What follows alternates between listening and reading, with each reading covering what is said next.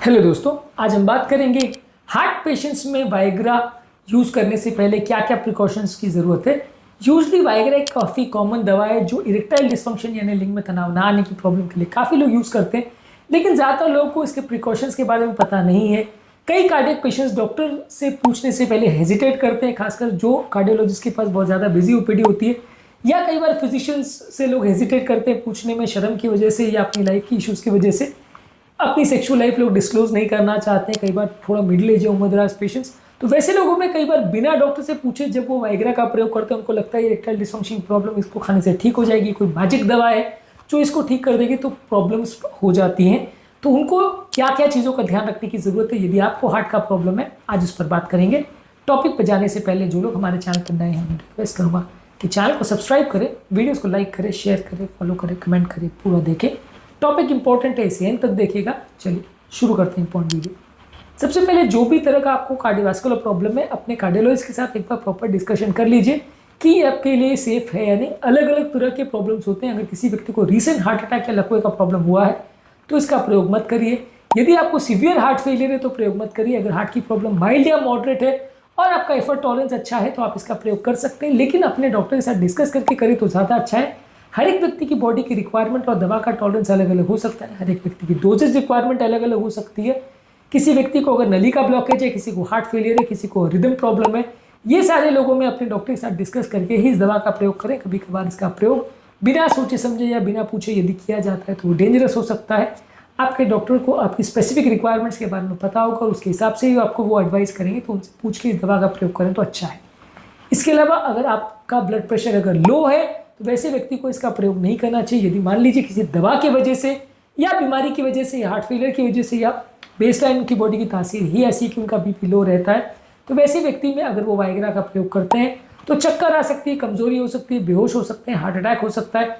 इस तरह के प्रॉब्लम्स क्रिएट हो सकते हैं जो कि उनकी कंडीशन को बिगाड़ सकता है। ऐसे व्यक्ति जिनका ब्लड प्रेशर बेसलाइन 90 से कम है सिस्टोलिक और 50 मिलीमीटर डायस्टोलिक से कम है, उनको वाइग्रा यूजली अवॉइड करना चाहिए। वैसे लोगों को इसमें खतरा हो सकता है। अगर आप इसका प्रयोग कर भी रहे तो उनका ब्लड प्रेशर को मॉनिटर करने की आवश्यकता है, क्योंकि ब्लड प्रेशर ज़्यादा लो होने से कई बार जान का खतरा हो सकता है, हार्ट अटैक, लकवे का, किडनी फेलियर का रिस्क हो सकता है, और उल्टा लोगों को बहुत ज़्यादा वीकनेस का एहसास भी हो सकता है, चक्कर वगैरह आ सकते हैं, बेहोशी हो सकती है, जो कि लो ब्लड प्रेशर के साइंस है। तो ऐसे लोगों में कई बार वाइग्रा लेने के बाद उनका सेक्सुअल परफॉर्मेंस उनका बिगड़ भी सकता है, क्योंकि बीपी बहुत लो हो जाएगा। तो वो लोगों को और ध्यान से इसका प्रयोग करना चाहिए या नहीं करना चाहिए। अगर रीसेंट हार्ट अटैक या लकवे की हिस्ट्री है पिछले 1-2 महीने के अंदर, तो डेफिनेटली उस समय हार्ट का हीलिंग फेज रहता है, उस समय कोई भी विग्रेस सेक्सुअल एक्टिविटी भी अच्छा नहीं है, और ये वाइग्रा यूजली हार्ट पर थोड़ा स्ट्रेन कर सकता है, ब्लड प्रेशर को लो कर सकता है। ऐसे लोग को थोड़ा प्रिकॉशंस के साथ इसको यूज़ करना चाहिए। 1-2 महीने हो जाने के बाद एक बार हार्ट अपने हीलिंग फेज से निकल जाता है तो कंपेरेटिवली माइल्ड टू मॉडरेट अगर किसी को हार्ट अटैक है तो उतना ज़्यादा रिस्क नहीं होगा। मैसिव हार्ट अटैक वाले पेशेंट्स का जिनका पंपिंग ऑलरेडी बहुत लो है, जिनके हार्ट में क्लॉट वगैरह है, या जिनको मल्टीपल ब्लॉकेजेस है, रिदम की प्रॉब्लम्स है, डेंजरस रिदम की प्रॉब्लम्स ऑलरेडी हो चुके हैं, वैसे लोग को या तो ये दवा का प्रयोग नहीं करना चाहिए, और अगर कर रहे हैं तो डेफिनेटली अपने डॉक्टर से पूछ के ही करना चाहिए। वैसे लोगों में बिना सोचे समझे, बिना पूछे दवा का प्रयोग करना बहुत डेंजरस हो सकता है, जान का खतरा हो सकता है। इसके अलावा अगर किसी व्यक्ति को सीवियर हार्ट फेलियर है, लेफ्ट साइड का हो चाहे राइट साइड का हो, दोनों में से कोई भी हार्ट फेलियर हो, और अगर वो परसिस्टेंट है और अगर इस व्यक्ति की स्टैमिना इतनी ज़्यादा कम है कि उसको चलने फिरने में भी सांस फूलती है, कोई भी एक्टिविटी करने में सांस फूलती है, एक सीढ़ी भी वो अगर वो कंफर्टेबली नहीं चढ़ पाता है, या ट्रेडमिल में 5-6 मिनट्स तक भी वो अचीव नहीं कर पा सकता है। मिनट्स का बेसिकली मतलब है कि कितना वो एक्सरसाइज अचीव कर सकता है, कितना एफर्ट टॉलरेंस अचीव कर सकता है एक्सरसाइज के दौरान, जिसको क्वांटिफाई करने के लिए ट्रेडमिल पर मेट्स यानी मेटाबॉलिक इक्विवेलेंट्स करके एक टर्म यूज़ किया जाता है। अगर वो इतना भी अचीव नहीं कर पा रहे तो वहाँ पे आपको सावधानी पूर्वक इसका प्रयोग करना चाहिए या नहीं करना चाहिए। इसके अलावा अगर किसी व्यक्ति को डेंजरस अरिथमिया या हार्ट के रिदम प्रॉब्लम्स है, वहाँ पे रिदम प्रॉब्लम्स खासकर जिसमें जान का खतरा है, ऐसे रिदम प्रॉब्लम्स में आपको इसको अवॉइड करना चाहिए। अगर थोड़ा बहुत माइनर प्रॉब्लम्स है, एक्टोपिक्स वगैरह का प्रॉब्लम है, या ऐसा प्रॉब्लम है जो ऑलरेडी दवा से प्रॉपर्ली मैनेज्ड है, तो इतनी दिक्कत नहीं आएगी। पर अगर आपको ऑलरेडी प्रॉब्लम्स है और डेंजरस प्रॉब्लम्स है तो डेफिनेटली ध्यान रखना चाहिए।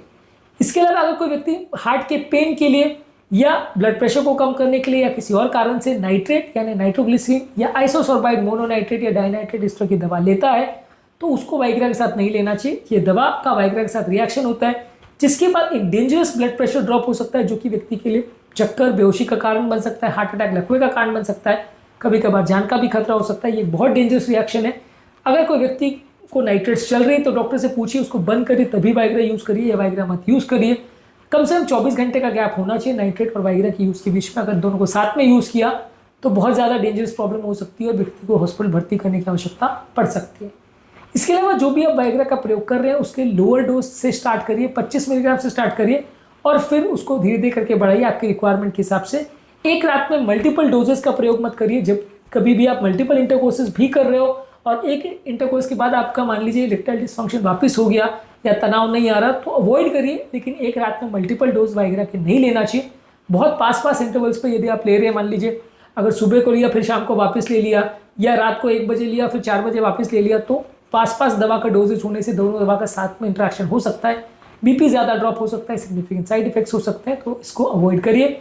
आपकी सेक्सुअल एक्टिविटी को भी मॉनिटर करने की ज़रूरत है। अगर कोई व्यक्ति को फिजिकल स्टेमिना बहुत ज़्यादा कम है, उसकी एफर्ट टॉलरेंस बहुत ज़्यादा कम है, तो सेक्सुअल एक्टिविटी करने से पहले भी उसको डिस्कस करना चाहिए।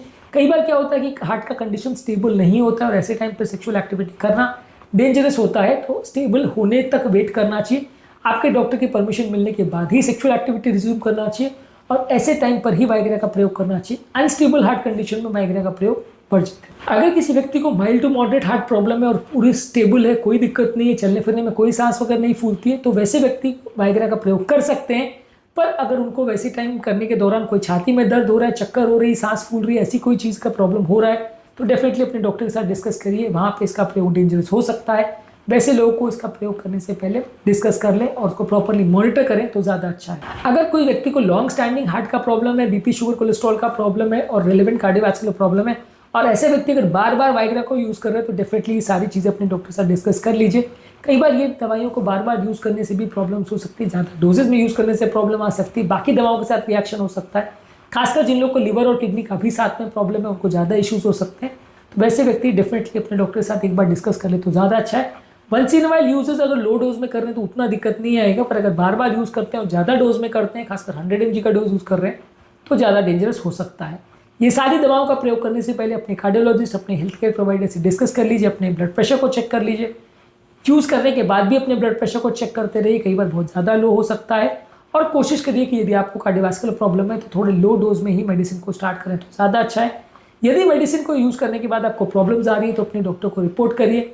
अगर रिसेंट आपको कोई कार्डियोवैस्कुलर प्रॉब्लम या हार्ट अटैक या लकवे की हिस्ट्री है तो दवा का प्रयोग ना करें तो ज़्यादा अच्छा है। ये है बेसिक प्रिकॉशन जिनको आपको ध्यान रखने की आवश्यकता है। आज के टॉपिक में हमने बात करी कि हार्ट पेशेंट्स को वाइग्रा यानी सिल्डेनाफिल यूज़ करने से पहले क्या क्या चीज़ों पर ध्यान रखने की आवश्यकता है।